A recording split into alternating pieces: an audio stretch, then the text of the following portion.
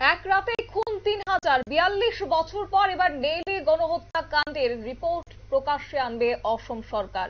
ঠিক কি হয়েছিল ১৯৮৩ সালে নেলিতে?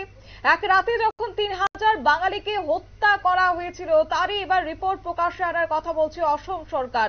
অসমের মাটি থেকে বাঙালিদের তাড়াতে ৮০-র দশকে ফুঁসে উঠেছিল অসমের বাসিন্দারা। বাঙালি অধ্যুষিত নেইলি সহ পার্শ্ববর্তী গ্রামগুলিতে অভিযান চালিয়ে এক রাতে ২০০০ থেকে ৩,০০০ বাঙালিকে হত্যা করার চেষ্টা করেছিল। কিছুক্ষণ আগেই সাংবাদিক বৈঠক করে অসমের মুখ্যমন্ত্রী হেমন্ত বিশ্ব শর্মা তিনি এই কথা জানিয়েছেন। অনতিবিলম্বে সেই রিপোর্ট পেশ করা হবে। কি বললেন হেমন্ত বিশ্ব শর্মা শুনুন।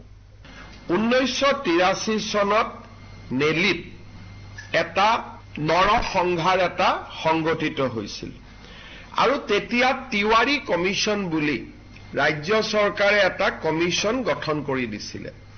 কিন্তু আজিলৈকে কমিশনৰ ৰিপৰ্ট বিধানসভাত দিয়া হোৱা নাছিলে।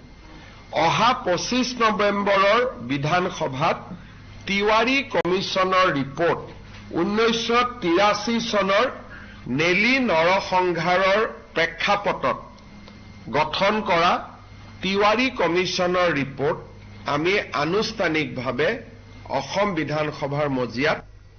আপনারা শুনলেন অসমের মুখ্যমন্ত্রীর বক্তব্য। তিনি বলেছেন যে এই রিপোর্ট আগেই প্রস্তুত করা হয়েছিল, তবে এই রিপোর্টের কপিতে তিওয়ারির স্বাক্ষর না থাকায় আগে সরকার এই বিষয়ে কোনো রকমের পদক্ষেপ নেয়নি।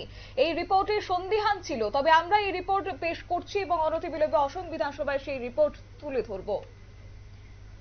নিয়ে নিচ্ছে ছোট্ট একটি বিজ্ঞাপন বিরতির সঙ্গে থাকুন।